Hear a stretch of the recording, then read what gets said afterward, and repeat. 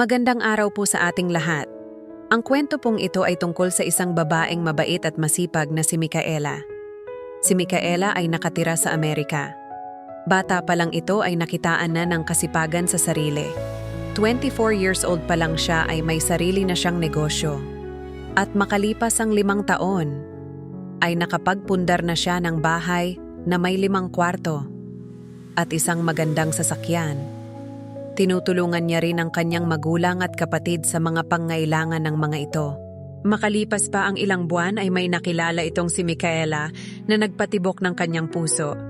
Ito ay si Ray. Binata at nagtatrabaho sa isang malaking kumpanya. Napalagay ang loob ni Micaela dito at makaraan ay nagsama na nga sila sa iisang bubong. Mabait naman itong lalaki at romantiko. Madalas siya nitong inilalabas para i-date sa kung saan. At hindi rin ito nakikialam sa mga desisyon niya, lalo na pagdating sa kanyang negosyo, kaya mas lalo niya itong nagustuhan. Isang araw, nagkaroon ng handaan o birthday party sa isa sa kanilang kapitbahay. Inimbitahan sila ng mga ito na dumalo rito. Nahihiyaman ay napilitan ang magkasintahan at napapayag ang mga ito. Minsan lang naman kasi sa kanila kung may mag-imbita. At saka nagkataon din na bakante ang oras nila noong araw na iyon. Samantala, habang nasa party sila, ay marami silang nakilala sa kanilang mga kapitbahay. Yung iba ay mga bagong lipat lang sa lugar nila. Dito ay magkalayo sila ni Ray. Dahil magkaiba ang usapin ng babae at lalaki, hindi naman big deal kay Micaela ang ganoong sitwasyon. Natural kasi ito sa lugar nila. Mababait lahat ng tao sa party, lalo na ang may birthday na si Candy. Maasikaso ito, lalo na sa kanya. Hindi nito pinababayaan na maiwan mag-isa at walang kausap si Micaela. Palagi rin siya inaabutan ng inumin at pirasong makakain. Dahil dito ay madalas siyang umiihi. Kaya kalaunan ay tumigil na siya sa pag-inom. Medyo nakarami na rin naman kasi siya. Saka ang ibang bisita ay nagsisialisan na rin naman. Paglabas naman niya ng banyo ay hinanap niya kaagad ang kanyang nobyo. Mabilis naman niya ito nakita. Dito ay kausap nito si Candy sa di kalayuan. At nagtatawanan pa ang mga ito. Lumapit naman siya rito ng nakangiti. Agad naman siya napansin ng dalawa. At nang nakalapit na siya, ay tinanong siya ng nobyo kung okay lang daw ba siya. Tango lang naman ang isinagot niya dito. Nagtagal pa sila ng mga kalahating oras bago nagpaalam. Halos wala ng tao noong umalis sila sa bahay ng may okasyon. Kinabukasan, ay mag-aalas 8 na si Micaela nagising. Agad naman niyang hinanap ang nobyo, pero wala ito sa tabi niya. Sa isip niya ay marahil nasa kusina ito nagluluto. Sinubukan niyang tignan sa banyo ng kwarto nila, pero wala ito. Ilang sandali pa ay lumabas na nga siya ng silid at dumiretso sa sala na karugtong ng kusina. Subalit wala rin dito ang lalaki. Balak niya sanang tawagan sa cellphone, subalit nasa kwarto ito sa pangalawang palapag ng bahay. Hindi na muna inintindi ang lalaki, dahil baka nasa paligid lang ito. Naghilamos muna siya at nagsipilyo ng ngipin. Makaraan ay nagluto siya ng agahan nila. Ngunit nakatapos na siya sa lahat ng ginagawa, ay wala pa rin ang kanyang nobyo. Kaya pumanhik na siya sa kwarto at kinuha ang cellphone. Mabilis naman niyang tinawagan ang numero nito. Ilang saglit pa ay nagring ito. Subalit hindi sinasagot. Nakailang ulit siyang tumawag. Pero tanging tunog lang ng pagring ang kanyang naririnig. Bigla siyang kinabahan sa sitwasyon. Hindi pa ito nangyari na hindi sasagot sa ikalawa o pangatlo niyang tawag ang nobyo. Kaya sinubukan niya pa rin tawagan ito sa kada 10 minuto. Halos 2 oras niya ito ginawa. Hanggang sa narinig niyang bumukas ang harapan na pinto ng bahay. Nagmadali naman siya pumunta rito. Naabutan niya si Ray na isinasarado ang pinto. At pagharap naman nito sa kanya ay galit at inis ang reaksyon ng mukha niya. Agad naman niya ito tinanong kung saan ito galing. At kung bakit hindi ito sumasagot sa mga tawag niya.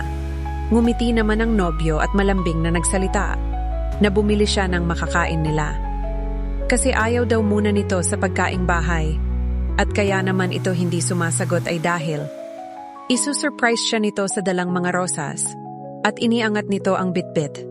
At pagkatapos, ay niyakap siya nito at humingi ng sorry sa kanya.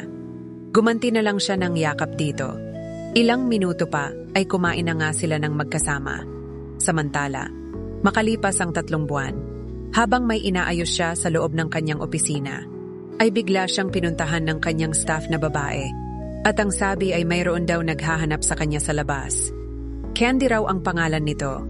At siya raw ang pakay dito. Agad naman niyang naalala si Candy na kapitbahay. Mabilis naman siyang lumabas at hinarap ito. Sa pag-aakalang importante, subalit nais lang pala nito imbitahin ulit siya sa party ng kaibigan. Nakapitbahay din nila. Pagkaraan, ay umalis din naman ang babae. Napaisip naman siya kung pupunta o hindi dahil wala si Ray. Sasama raw ito sa kanyang ama sa laot para mamingwit ng lamang dagat. At bukas pa ito makakauwi. Nang mga oras na yon ay nagpasya siyang pumunta. Sasaglit lang siya para naman hindi sayang ang pagpunta ni Candy sa kanya. 1 oras pa ay binabagtas na nga niya ang daan pa uwi. Pero dadaan muna siya sa party ng kaibigan ni Candy. Madadaanan rin naman niya kasi ito. Saglit pa ay nakarating na nga siya dito. Agad naman siyang pumasok sa nakabukas na pinto. Subalit sa di kalayuan ay naaninag niya ang kawangis ni Ray at kaboses. Nakatalikod ito kaya hindi niya makumpirma. Ngunit nang humarap ito ay nagulat siya. Hindi niya akalain na narito ang nobyo. Nakita naman siya nito at nagulat din sa presensya niya. Mabilis naman siyang nilapitan nito at magpapaliwanag daw siya. Subalit tahimik lang si Micaela na nakatitig dito. Bigla naman may nagsalita sa tagiliran nila na kailangan na raw mabunyag ang totoo. Napasulyap naman siya sa may-ari ng boses. Si Candy pa lang nagsalita. Mabilis nito hinawakan si Ray sa braso at humawak din sa tiyan. Pagkaraan ay sinabi nito, nabuntis siya. Sa harap ng maraming kapitbahay namin. Napailing naman ang ibang nakarinig. Agad naman tinutulan ni Ray ang sasabihin ni Candy. Subalit hindi ito mapigilan ng binata sa pagsasalita. At ang gusto nitong mangyari ay hatiin ni Ray at Micaela ang bawat sentimo na pag-aari. Pati ang negosyo ay gusto rin nitong hatiin. At bukas raw ay pupunta siya sa establishmento upang kalkulahin ang lahat ng naroon. Baka raw kasi dayain niya kapag hahatiin na yung negosyo. Mas mabuti na yung maliwanag. At saka para ito sa magiging anak namin ni Ray. Saad ni Candy kay Micaela. Nakisawsaw naman ang kaibigan ni Candy. Natama raw ang ginagawa nito at may karapatan na ito dahil sa dinadalang sanggol. Pagkaraan ng ilang sandali ay binasag naman ni Micaela ang sariling katahimikan at ngumiti ito ng nakakaloka. Nagtaka naman ang ibang bisita dahil sa pagtawa ng babae. Pero biglang nagseryoso ang mukha ni Micaela at nagsalita ng, sayong-sayo na si Ray. Pero sa akin lang ang negosyo ko at pera. Sabay talikod sa mga ito upang umuwi na. At sa pagtalikod niya ay may lalaking nakaharap sa kanya. At sinabi nito, na hindi niya matatakasan ng batas, lalo na sa ari-arian nilang dalawa ng nobyo. Ang nagsalita pala ay attorney na kaibigan din ni Candy. Pero hindi na siya magpapatumpik-tumpik pa. Nilakas ni Micaela ang kanyang boses at sinabing, walang ambag si Ray sa negosyo niya at sa ibang ari-arian. Papatunayan ko yan sa inyong lahat, na bago pa kami magkakilala ay pag-aari ko na ito. Agad naman napaharap si Candy kay Ray. At nagtanong tungkol sa sinabi ni Micaela. Hindi naman makaimik ang lalaki, kaya nagsalita ulit si Candy ng, so hindi pala totoo lahat ng kwento mo. Yumuko naman ang lalaki at humingi ng sorry dito. Yung attorney naman ay biglang nahiyasa sa sarili at tumabi na lang sa daraanan ni Micaela. Agad naman siyang lumabas ng bahay. At pagkatapos ay naglakad sa kanyang sasakyan. Sa loob ay umiyak siya ng sobra. Hindi niya mapaniwalaan ang nangyari. Na ganun lang kabilis ay wala na sila ni Ray. Agad naman ito kumatok sa sasakyan niya, pero tinitigan niya lang ito ng masama. Pagkatapos ay pinaandar niya na kaagad ang sasakyan niya. Pag-uwi niya ng bahay, ay inilak niya lahat sa loob ng bahay. Ayaw niya nang papasukin pa si Ray dito. Sa kanya naman ito. Kaya walang magagawa ang lalaki. At ilang minuto pa nga ay kumakatok na ito. Agad naman siyang nahiga na. Bukas ay magsisimula siya ng bagong buhay. Pero alam niyang hindi ganon kadali ang lahat. Kailangan niyang magpakatatag. Pero nangyari na ang lahat. kaya kailangan na lang tanggapin. Nang mga oras na yon ay wala na siyang nararamdaman pa kay Ray dahil sa ginawa nito. Iyon naman ang maganda sa ugali ni Micaela.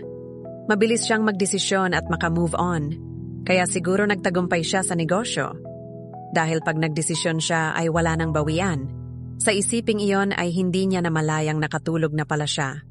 Kinabukasan ay nagising siya ng bandang 9:00 ng umaga.